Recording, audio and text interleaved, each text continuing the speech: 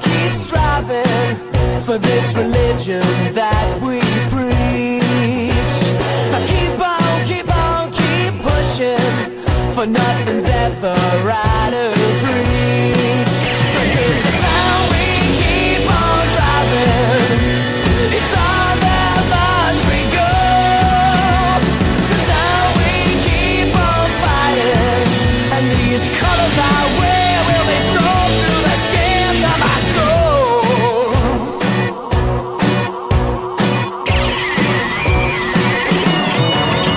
Hello and welcome to a latest edition of the Luton National podcast. Strange enough, didn't feel like recording after seeing, obviously, the Man City game never going to happen.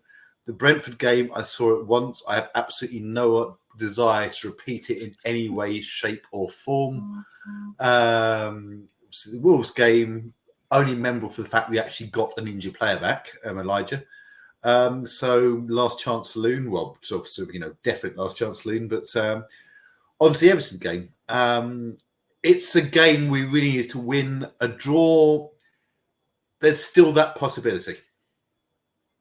Yeah, so I said it to you before the game. The fact that we were playing Friday kind of made it known like what Forest needed the next day, and obviously they were playing Sheffield United, so it's a pretty comfortable game for them. So we really needed to play Sheffield United, of course, at home. But so we really needed to beat Everton just to keep that pressure on Forest to have to win. But yeah, I think you can tell from both of our attitudes that it's a little bit dejected in here today. I think both of us are in the same boats that, there's still 2 games to go. Anything can happen. And if there's anything we've learned from supporting Luton Town over the years is that anything will happen. But it's starting to look less and less likely. It's possible. But I mean, obviously, the Everton game, we didn't help ourselves by giving away a completely needless penalty. I mean, Tendon Mengi's been excellent all season, but for some reason he turned into WWF wrestler. Bizarrely, for no reason. It's WWE. We can't use WWF. The Pandal sues. I don't know the difference. Yeah, it was one of them ones where you look at it and go, that happens every week. What are you doing? That happens every week. How is that given? But at the same point, if it's given again, if that's your striker in the box and that happens to Eli or Carlton, you're screaming for a fucking penalty. I want to see the person who's going to manage to lift Eli up off his feet and dump him down. I know, right? But it's one of them ones where I can guarantee you watch the games over the weekend and you'll see one exactly like it that won't be given. And I'm not saying it's not a penalty because it is a penalty. Like in the rules of the game, it's a penalty. It's just that it's one of them ones where you've seen them given, you've seen them not given, and that's the problem. There's no consistency. I think there's a difference between sort of holding in the area and lifting someone up and slam dunking him on the floor. And I think that's probably where he went a bit too far. We've just been holding him, they've got away with it. It was Braithwaite. Braithwaite's no lightweight. Like he's 6'1", 6'2". Like he's a big guy himself. So don't give me that. He could have easily stayed on his feet if he wanted to. He was actually lifted up off the air though. I mean, Mengi's got to be one strong player to do that. Yeah, it's as you said, it was one of them games we needed to win and we just didn't. It was a weird game as well because I felt we dominated.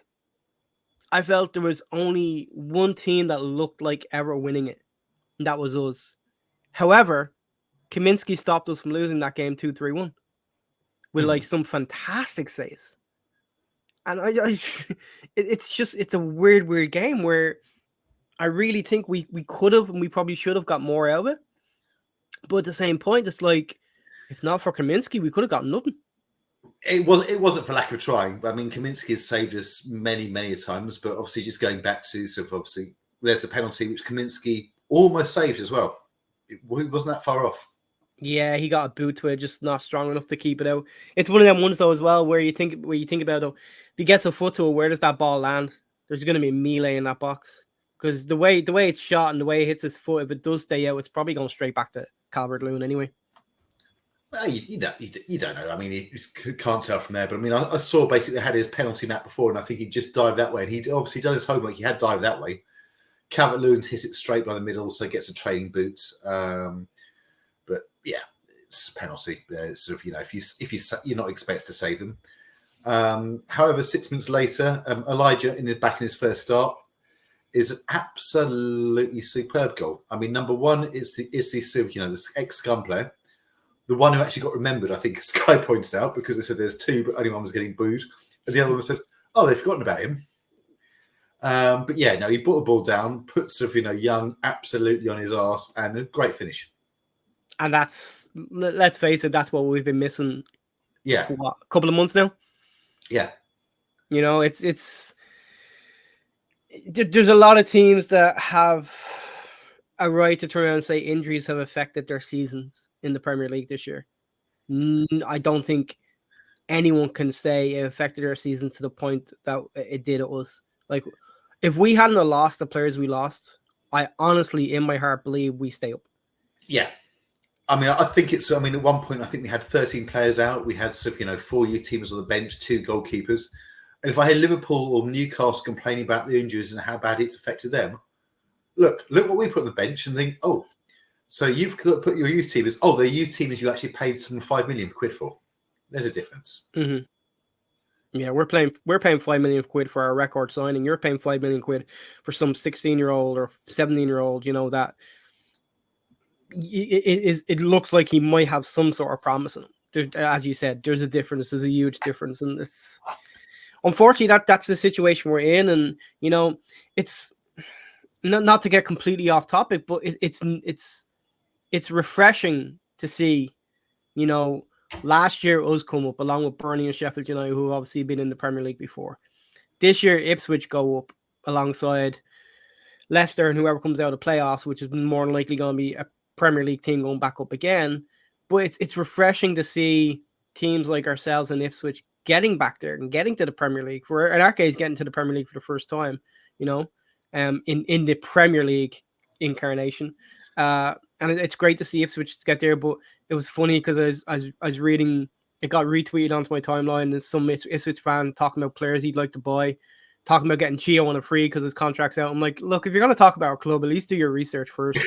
He's not out of contract. Undisclosed. I think there's one point, I think Hart's entire squad was out of contract because he didn't say anything. I think, no, don't worry, we do business. So yeah, it like the other one was Chong for $5 million. So you're telling me after a season in the Premier League, Chong is not worth any more than what he was when we bought him. Well, I'm not Chong's biggest fan, but even I think we can probably get a little bit more than what we bought. He was outstanding Friday. He was really, really good. He was really, really good. And where was he playing? Out wide. So once again, I'm right. Yeah, I know. Yeah, you're gonna die on that hill. Blah blah. It is what it is. But yeah, and this Ipswich fan just had me laughing because it's like, oh, 10 and Mengi for like 10 million. I'm like, in what world are you living in? Like 10 and Mengi with the performances he's putting this year. No, it's gonna be more than 10 million, dude. Especially since when you look at some of the clubs that are after him from abroad and from England. Well, it's gonna be a lot more than as well. And I think 10 million was mentioned for that one, which is I think someone else pointed out that's AI, and I think you're right. Number one, he's had a decent season. It's been being more than 10 million. Number two, you're Everton. You can't afford to spend a tenner on a player. No, you can't afford anything right now. You're fucking screwed. I just wish if they're going to be screwed, can they hurry up and get screwed the next week or so? Probably not. Nah. But and that's the thing as well. Like, if you're an Everton fan, and obviously they were safe before the Luton game, but if you're an Everton fan, you're thinking, okay, we're safe before the last day of the season, which obviously this last season they went down to the last game of the season, or we're safe before the last game of the season. That's progress. Don't count your chickens before they hatch, because next year you're going to have teams coming up to the Premier League who can actually match up with you. Like, I'm not talking about the little old Lutons, as it's saying, coming up and breaking the record of 5 million. When you say match up, we played them 3 times, 1-2, and drawn 1. Yeah, no, we dealt with them pretty well. We did pretty good against them. But you look at the teams that are coming up, bar Ipswich, Leicester coming up. They're going to have money, although they're probably going to start on a points deduction, but they're going to have money. Minus 2 points, that's not going to be fair. Yeah, they're going to have money to spend. And then, I mean, of the other 4, each one of them teams is going to have money in some way, shape, or form to spend. And I'm not talking about the money that Luton had to spend, where we're staying within our budget. those owners will they will pull it first if they feel like it'll keep them in the league. I Like, don't we think, won't. Norwich. I don't think Norwich will if they go up. Norwich maybe not, but I don't think Norwich are going up out of playoffs. West Brom, I don't know. I think will. Yeah. Yeah, Southampton probably will. definitely will. Yeah. And And Leeds, more than any of the other 4 teams, definitely Yeah. will. You know, it's next year will be interesting. The only And thing then I'm you've got- pissed about. And then actually just on those ones, you've got the absolute nut situation where Hull finished 7th, so they sacked their manager. Since when did they become Watford? And who's their manager? Their manager was Liam Liam Rosnier, right? Rosenior. He done a fantastic job there. Like, he's gonna be like, that's not a good move for Hull. He's gonna be picked up by someone. I mean, Like- I think he'd been backed by the board, so maybe the board was saying, right, well, we've got to get sort of, I don't know, if we got to the playoffs, or they've sacked him if he failed in the playoffs. It's just thinking, right, I just don't think it works. If a manager's doing a reasonable job, why change them and say, oh, let's roll the dice? Because a new manager's going to come in. They're going to want their own players. They're going to want their own playing style. They're not quite going to have that loyalty they're buying. And then again, you're resetting to a 2-year cycle almost, aren't you?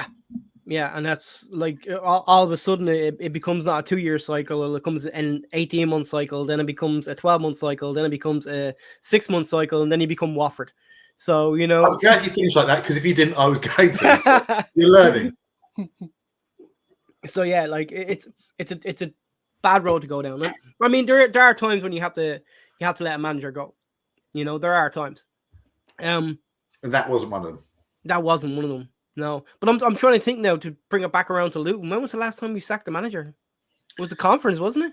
No, technically still. Yeah, I mean, obviously, Graham Jones is kind of. Oh yeah, Jones. I forgot about him. I don't think he wasn't sacked as such. Look at it this way: if COVID hadn't interrupted the season, I think he'd have probably been allowed to finish the season. And we've been relegated. Yeah. But we were showing signs of turning around, but maybe we're not quick enough onto that one. So I think COVID's getting that. So whether he got sacked or not, or that was kind of they basically said, right, here's a financial decision, because obviously wages, everything else. It's a tricky one on that. I don't know. Yeah. We'll say him though, because we don't want to put any negative connotations on John Still's name. No, who that was League Two actually, but it was League Two. After getting us out of the hated conference, thank fuck. Yeah, and I mean, I think that was a kind of, maybe it was a regrettable necessity, but I mean, obviously, you can see basically how well the regard John Still is still held in. Yeah, I mean, he's in at the club, giving awards, and you know, he looks like he's still around the club in some way, shape, or form. Obviously, not in a role at the club, but still enjoys going in there and talking to the players and seeing the players. You know, one of which he's brought all the way from conference, you know, in Pelly Ruddock. But the thing that caught my eye as I was browsing Twitter, Pelly Ruddock and Panzu's dedication to the club, or whatever you want to call it, award. Do you think that's a thanks for everything, see you later? I've not even seen that.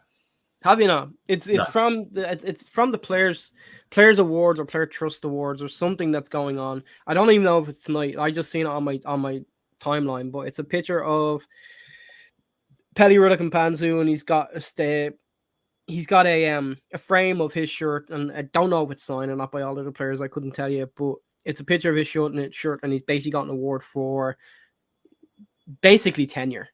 Dedication to the cause, or dedication to the job, or whatever you want to call it. Okay, so is it 10-year or 10-year? Tenure. It's whatever you want to call it. Well, no. Potato. No, 10 years length of time, 10-year is the amount of time. Tenure. TENURE. Tenure. 10 years. All right, okay. So I think it's more today. It's 10 years. So there's basically, it's his testimonial season. If they still did testimonials, which you probably don't need as players now. Nah, you definitely don't. You should have enough money by now. But yeah, to me, it's from the Luton Town Sports Trust, so maybe reading a little bit too much into it. But I'd say it's just recognising the 10-10 year. Maybe we'll see. Jesus It just caught my attention. It was just something that English to Gav was just translation like needed. English to American. English to Irish, American to whatever. Yeah. It caught my attention because obviously he hasn't played a lot in this season. I mean, obviously, the script is set for us to get a point at West Ham when Nottingham Forest get nothing. Then Burnley to go and beat Forest. We beat Fulham with a screamer in the last minute from Paddy Ruddock. If Hollywood could write any scripts, that would be that, wouldn't it? Nick, if that happens, I'll buy you 2 cases of beer. I'm not making bets on that. The thing that just annoys me now as well is the game on Friday was before the Forest game, so Forest knew what they needed. Mm-hmm. The game on the weekend is before the Forest game, so Forest know what they need, and it could come. Like, the thing realistically right now, as you said, you're looking at 4 points because realistically we're 4 points behind them with the goal difference. There'd have to be a massive swing, and it's. I see their deduction got cancelled or got turned down, or their appeal or whatever the fuck it was. That's nice. Had we won on Friday, that wouldn't have happened. I don't know. I think it would have. I think, and it's simply because of all the noises that's been coming out of that club in the last couple of weeks. I think it's a case of fuck you to Forest. Not that it really matters. Incessant crime. Yeah. Not that it matters. It probably won't matter now. Realistically, they need 1 point from their last 2 games, and they're safe. I'd say they probably need 3. Forest? Yeah. I don't. Because they're 3 points ahead of us right now. They're 3 points ahead of us, and how many points ahead of Burnley? More than us, because Burnley are behind us. Yeah, but if Burnley were to win at Spurs, then Burnley could overtake them with a win. Oh, we're getting into big territory now.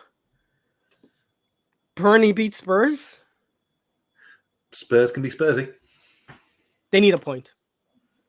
Because right now, Burnley's on 24. So realistically, even with 2 wins, they can only get to 30. Okay, so, and then Forest are on 29. So realistically, all they can get to 30, and their goal difference over both us and Burnley is far superior. Burnley got 2 wins, though. They're like, it's minus 18 for Forest, minus 35 for Burnley. They'd want to get 2 very big wins. Burnley would. Do you know who they're playing last game? Forest. Yes. But they're playing Tottenham first. So you're talking, hypothetically, we're talking what? 2-0 win? 2-0 win? Say 2-0. We'll give them the benefit that we say somehow they pull off a 2-0 win against Spurs. Forest lose to Chelsea. 2-0 by the same scoreline. Puts Forest at minus 20, puts Burnley at minus 33. Okay. Which then means you would need a 7-goal swing. You would need Burnley to beat Forest by 7 goals in the last game. How many points would Forest be on, though, after that? With a game left? Oh, no. If they lose to Chelsea, then Burnley can still catch them. That's why I'm saying that all they need is a point. Mm. So, okay, we take into account the Forest, and we're getting, again, hypothetical situations. Take into account the Forest get their point against Chelsea. Okay? Which puts them on 30 points. Burnley beat Tottenham 2-0. That would mean Forest would still be on minus 18. Burnley would be on minus 33, which would mean they'd need an 8-goal swing against Forest. They beat Forest by by 8 goals, or actually more than 8 goals, because if it's 8 goals, it's tied, and then it gets into fucking head-to-heads and shit, and we don't want to do that on the show. I think essentially what we want is if we can pick up at least a point, we want Burnley winning on Saturday. We want not necessarily Burnley winning. Yeah, I see where you're coming from, because then there's more to play for in the last game of the season for Burnley. Yeah. Yeah. Because if Forest lose, then Burnley then think they can stay up if they beat them, which means that if we win, we can finish above both. Other than that, you might have some, Burnley on the beat, but it could work the other way around as well. But well, if we, Ideally, you'd want a win on Saturday, which I don't see us getting at West Ham. But ideally, you'd want a win. Well, actually, West Because- Ham, that's another one I'm going to mention. It's, I mean, they're on the beach, they got stuffed. But secondly, it's Moyes' last home game. And that's another thing. Just going back on managers, so we're going off on a tangent because it's I don't particularly want Nothing better to talk about. It's, the West Ham seem to want Moyes out. I think you're right. So they're saying, "Oh, we need new managers, bring us forward." I'm looking right. Moyes last season, he won them a European trophy. When was the previous time they won a trophy? Yep. So they have a manager who's actually won them a European trophy, and they want him out. What does this club think they are? What are they actually aiming for? They think they're a top 6 club, and they're not. No, because there's about 10 clubs think they're top 6. So I think, to me, if you've got a manager who's actually got your European trophy, you don't say, "Oh, we need to develop further." You probably stick with that manager and see what he can. He's got you more trophies than you've had in the last 20 years. I'm with you. No, honestly, like I'll be totally honest with you. Maybe it's just my other focus on Luton and just the teams that are around us, and West Ham kind of haven't been there. But I didn't even know West Ham wanted Moyes out until I watched an episode of the Overlap where it was talked about with the West Ham fan that was there that, be careful what you wish for. You want the Moyes out. And it seemed to come down to, oh, we don't like the style of play. But your style of play is effective. Your style of play got you into Europe, and 2, a European trophy. Yeah, and this isn't the 1970s where the West Ham, the free-flowing football. It doesn't quite work like that anymore. Because you've got a free-flowing style of football, you can pretty much guarantee someone else is going to buy better free-flowing players. Yeah, and that's the thing with West Ham. Like, you want to play free-flowing football, and you bring in players that play free-flowing football. Like, realistically, what teams are you then going to beat? You're probably going to beat the bottom 6. Other than that, like if they try and play your game, yeah. Right, and then the middle 6, it's kind of give or take whether you win or not. And then the top 6, if you play free-flowing football against the top 6, I think the top 6 have proven that they will fucking teach you a lesson. Now, where's the missing 2 fit in here? Well, you're 1, and then I'm taking into account the 6 or 7. Because you look at the top.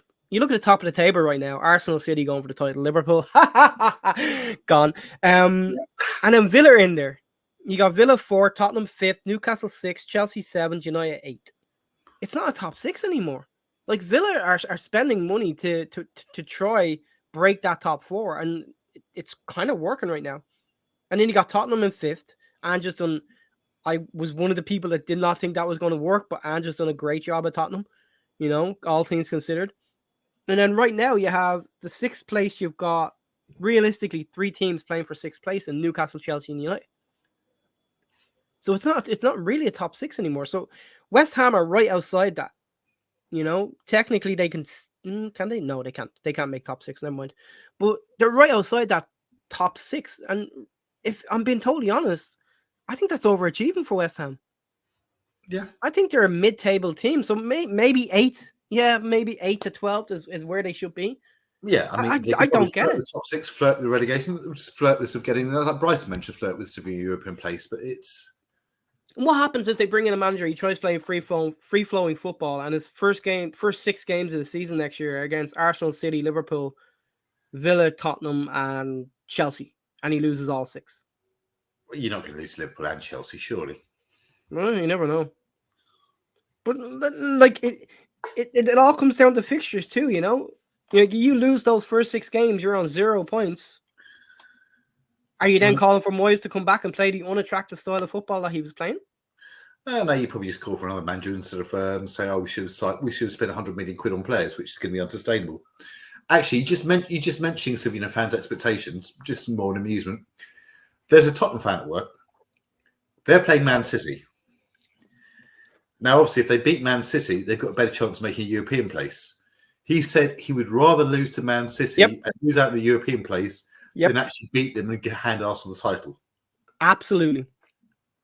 And you really the thing is, I admire where that guy's coming from, because realistically, even if they beat City still go on to win the league. Because Arsenal, as bad as United are playing, United have shown they turn up in big games like the Liverpool game. They could easily take points off Arsenal, and City could still easily end up winning the league. but you know there's a better chance of City winning the league if they beat you. I admire that guy. That guy, yes, definitely. I mean, I just thought, because I mean, for me, out of those top three, my preference would be Arsenal to win it because they're not Liverpool, and Man City just absolutely go year after year after year and survive money. But I mean, ultimately, I don't actually give a shit. It's not Liverpool, so that helps as well. But Yes. But I just thought, okay, the hatred you must have, and I thought, okay, Yeah. And don't laugh. I'm sorry, you can't say this without laughing. If we're in that situation, like we're going for European place, and the scum could actually go for the title, Lose the I'm game. saying, yeah, you fucking throw the game. Make sure they don't get it. Yeah, lose the game. Absolutely. I mean, obviously, that's easy to say because that's never, ever, ever going to be the situation. No. But yeah, like the guys got it right. Absolutely, you lose the game, you hand the title to City, all barring City a massive City collapse. But yeah, absolutely, you do that. You do not want your biggest. And here's the thing: like, I'm not a supporter of either of those two teams, Arsenal or City. But if you ask me who I want to win this league, it's City, for a number of reasons. One, it'll be 4 in a row, something that Manchester United never did, which means I can now slag my brother, and my family. That City have done something that you never did, And the second thing is, City, although they've won everything in the last decade, probably a little bit more, they've won everything. There are a pocket of fans that are new to the club or whatever, are a little bit cocky. There's a pocket in the grand scheme of things. There's a pocket of fans who are new or have come within the last decade or a little bit more than a decade and are cocky, But the fan base that's been there for 30, 40, 50 years are well aware of, we bought our titles, but like every other team's bought their titles. United bought their titles. Liverpool bought their titles in the 80s. 30, 40, 50 years. They're not the ones at games. And that's another thing that's wrong with modern football. Yes, yeah, but I'm talking in general of fan bases. That City fan base. I'm talking about the people going to games here as well. Because I mean, it's not that bad. Stu went up to Man City and said, "I've never heard of some fans so quiet." I mean, Fulham, I think, were bloody quiet at home. But that's the problem you get with the Premier League. You're getting consumers. You're not getting fans in there. No. And for that reason, and we're going to go completely all over the place here. Top six Euro Super League. I'm thinking now against concerns. Yes, please, fuck off. Join the Super League. Leave the Premier League. Don't come back. Fine, let's get on with this. And that's where my point was going. Where Arsenal is. Arsenal's fan base, a large portion of their fan base, is just cocky. They're just cocky. I mean, they've no reason to be cocky. City have won everything. City have won everything. You know why they're cocky. Arsenal, what have you done in the last 10 years? Nothing. Like, really, realistically, nothing. You've done nothing. An FA Cup here and there. Like, you've done nothing of major substance. But yet their fans are just so cocky about everything. And it's just like, even their manager, even Arteta gets on my nerves, if I'm being totally honest. I want City to win the league. More like, as I said, I don't have a horse in the race, but if I was to bet on a horse and want a horse to win, it'd be City, definitely.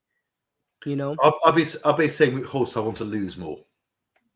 For me, it's Arsenal. I want Arsenal to lose more. It's I don't know what it is. I don't know what it is. Like, again, it comes back to their fans, like, just being unbearable, and like they're unbearable now. So imagine what it'd be like if they won a Premier League title. I didn't think it'd been that bad unless you're committing small. And by the way, welcome to Luton Town International. We're going to talk about anything apart from possible relegation, even if it means fucking discussing the top three, which is a first for us, I think. Well, look, we haven't done the podcast in nearly a month, I think it's been, because we only record every 2 weeks. So 1 week was straight away off the calendar, which was after the Man City game. We lost to Brentford, and I think your exact words were, "I'm not fucking recording." Yeah. We then had our regular week off. And then we had birthdays. So we're not recording on birthdays. Fuck that shit. So this is the first time in a month, and we've literally nothing to talk about. So why not talk about everything else? Exactly, yeah. Right. I mean, I think we mentioned Ten and maybe a link there. I mean, it seems to be the media now trying to link survive they're down, which we're not yet, and might not be. There's a possibility. they're trying to link every single player, say, oh, he'll be in the Premier League, he'll be in the Premier League, he'll be in the Premier League. I'm having a look at that and I'm thinking, even if that happens, I mean, without going specific players, which will probably get mentioned, we will get some decent money for our players. And I think we've actually got some semi-replacements in the building as well. Yeah. So I think we could have talked about this. We could have talked about this in text messages where I said the only one I was worried about losing was Kaminsky. And as you rightfully pointed out, we got promoted without Kaminsky. So I think he stays, Kaminsky, anyway. I really hope he does. He's my player of the year. And I know there's other players that'll get all the plaudits, but the amount of times he's kept us in games, and one of the things we've talked about a number of times, and one of the things that has been talked about on mainstream media is that we fight. Whenever there hasn't been a lot of games, Brentford excluded, City excluded, that we look out of it going into the last 10 minutes. So it looks like we still have a chance in a lot of games. Fair, we were in the City game until about 20 minutes to go, which considering the injuries we had against City, that's incredible. Yeah, and realistically, one of the reasons we were still in a lot of them games was Kaminsky. Mm-hmm. And I just think he's been absolutely fantastic this year, and that's why to me he's my player of the year.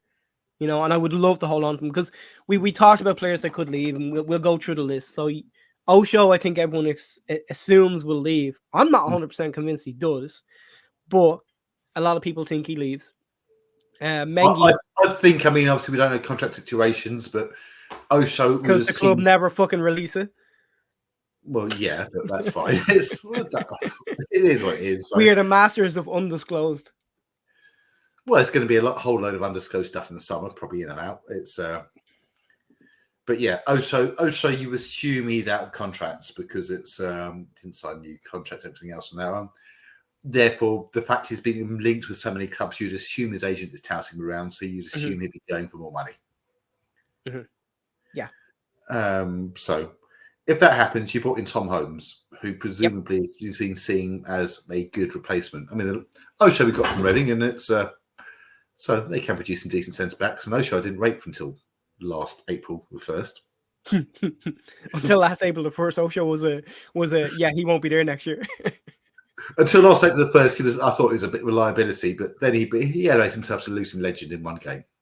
Yeah, pretty much.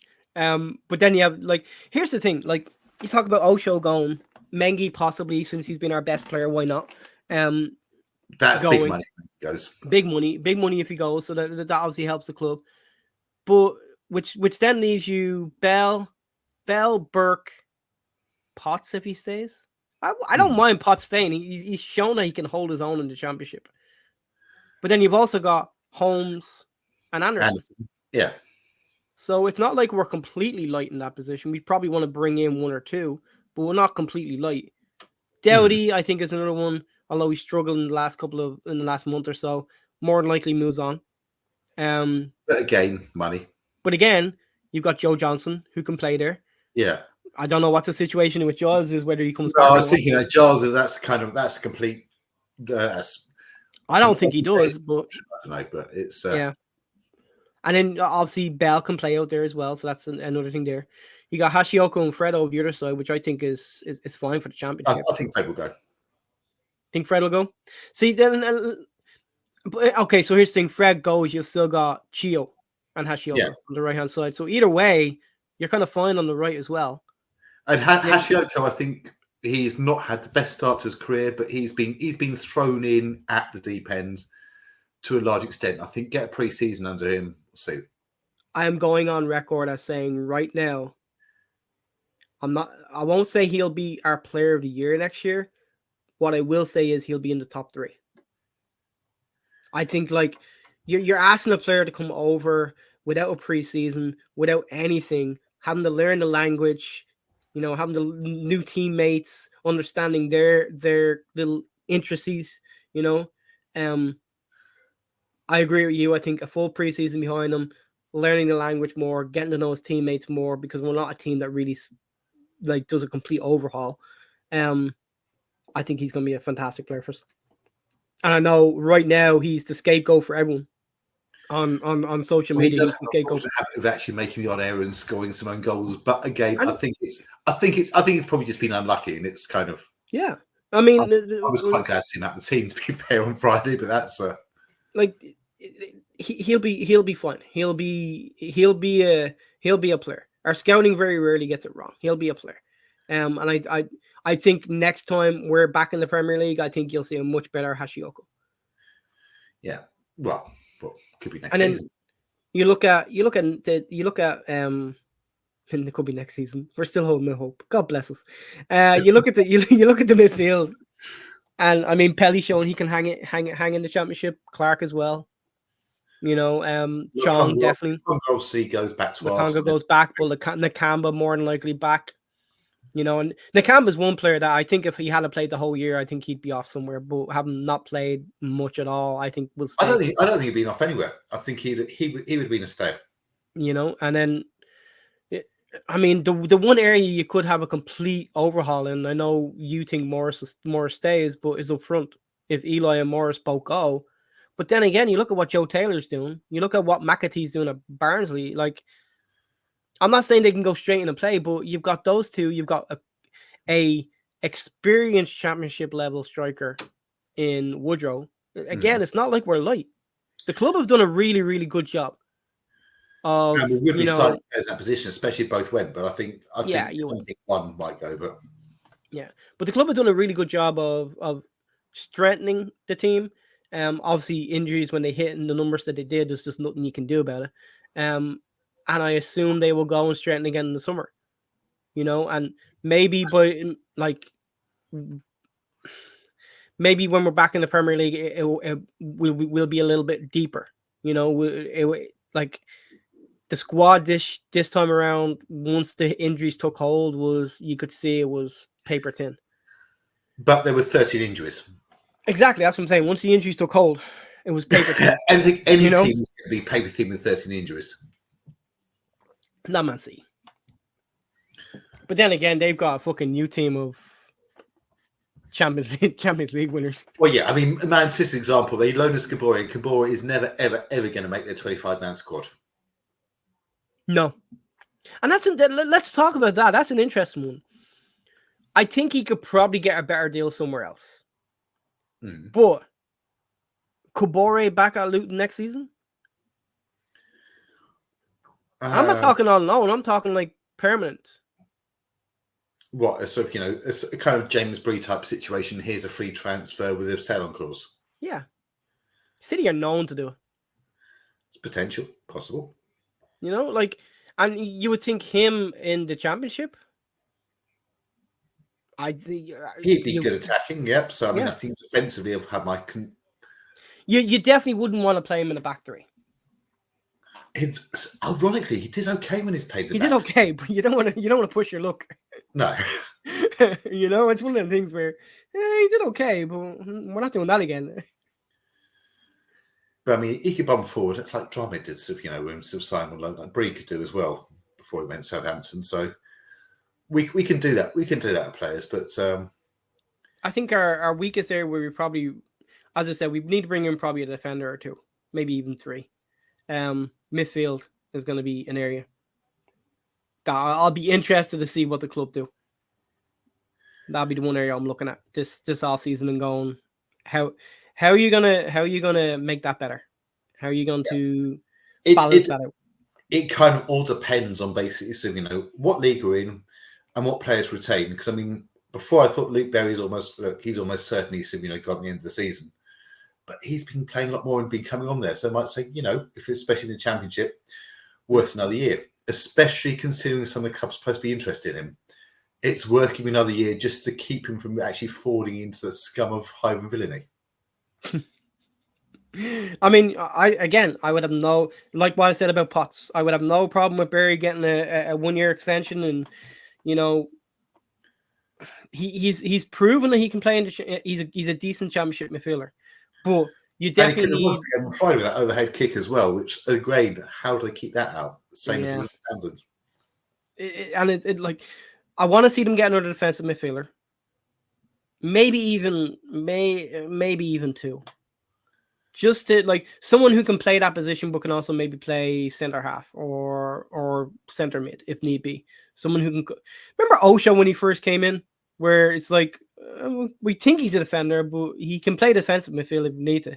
Like just someone like that where you can kind of move him around, and then a young player.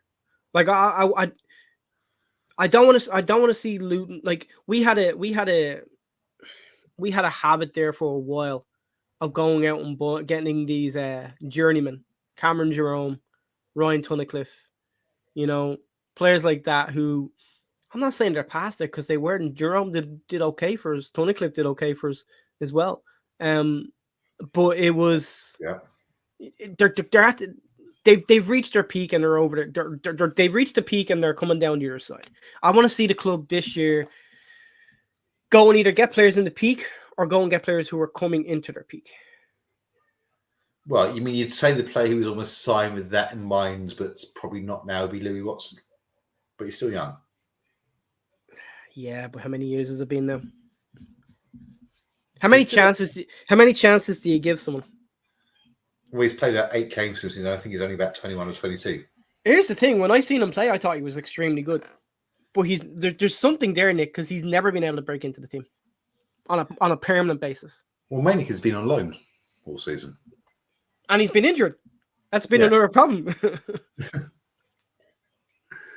But again, we'll see in the summer. I mean, I've not really seen enough of him to be sort of to make a judgment. I know he's been left out by some people. I think maybe sort of he's been playing more at Charlton since Nathan Jones, the plan you signed for us, has been there. I don't know. I don't think he's at Charlton, is he? I think he's at Shrewsbury, wasn't he? Or did he go to Charlton afterwards? I don't know. I don't follow. This season has been stressful enough following the first team without following all the players that were out on loan. Fairly sure he's at. I'm gonna have to look this up now. Oh, yeah. Wikipedia, real quick. Yeah, this is how we do our research. We just do it. Wikipedia. Wikipedia in the middle of the show. Yeah, Charlton. Yeah, Played 21 matches, no goals, 2 assists, 3 yellow cards. 2 assists. Depends. If he's playing a defensive role, that's not bad. It's not horrible. And I think the previous manager left him out quite a lot as well. I know he went to, was it Shrewsbury or someone at the beginning of the season? No, you're thinking of I'm thinking of the other one, Thorpe. Yeah. Another player who's it's just come in and just no fucking use whatsoever. Like just injuries, different shit going on. And if you're watching this, apologies. We will remember your name at some point. I'm sure we will. But before we go, I do want to ask, where do you think the okay, so we take into account we go down. Where do you think it went wrong this year? If we go down, what do you think went wrong? It went wrong with the injuries. I think you got 3 significant ones, one very significant, and one of the other 2 most significant as well. The significant one, I think, is Elijah, because he was in red hot form, scoring the goals. That's not a problem. And the other one was the 2 defensive midfielders. Mm-hmm. One or both have been fit all season. That would be a major difference. I mean, obviously, the other one you say is right. The loss of Tommy Lockyer kind of inspired us for a bit, but you miss his leadership at the back and letting some silly goals you probably don't do if he's there shouting at people. I agree with everything you just said, and I'm just going to throw in one more thing. We picked up 14 points from a possible 36 against the 6 other teams, it's saying the bottom 7. So in the bottom 7, those 6 other teams, we picked up 14 points from a possible 36. I think that was a downfall for us.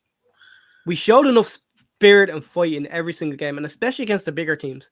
We showed more than enough, like the Newcastle game, the Liverpool game.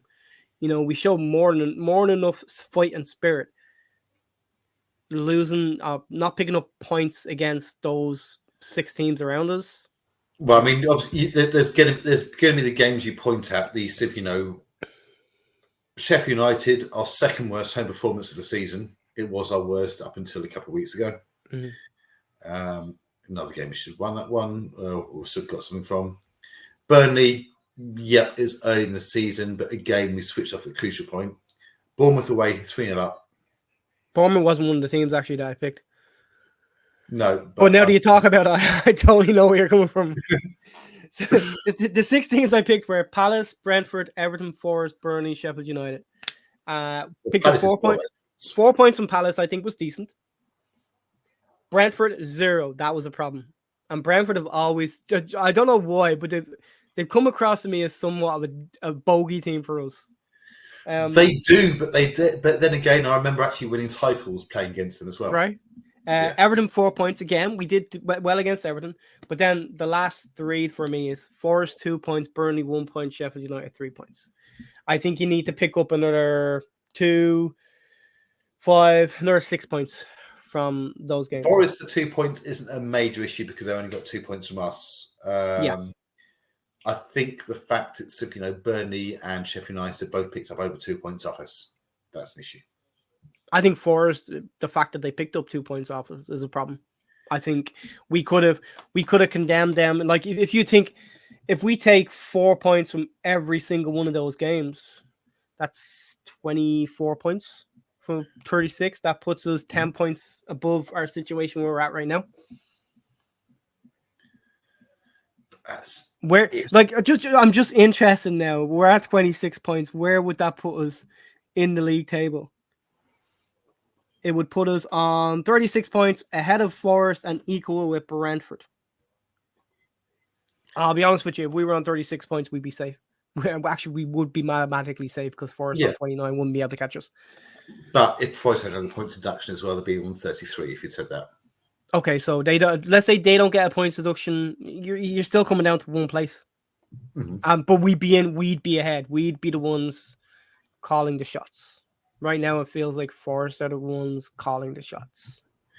But there've been so many others that have near miss points as well. That's maybe not the ones you'd expect onto it. Man United could easily have had something, especially at home. Arsenal home. That's what I mean. Like against the top 6 teams, we played like against the top 8 teams, 10 teams. We played well enough. I remember being extremely disappointed in the fact that we didn't pick up anything from Chelsea, and I now look and they're like 7th in the table. But I was extremely disappointed we didn't take anything from Chelsea in either game. Like we could have really taken something from that game as well. Like against those bigger teams, it wasn't a problem. It was the other games, like those. When I looked at that this morning, I just went, well, I started with Palace and I had 4 points, and Everton 4 points. I'm like, oh, this isn't too bad.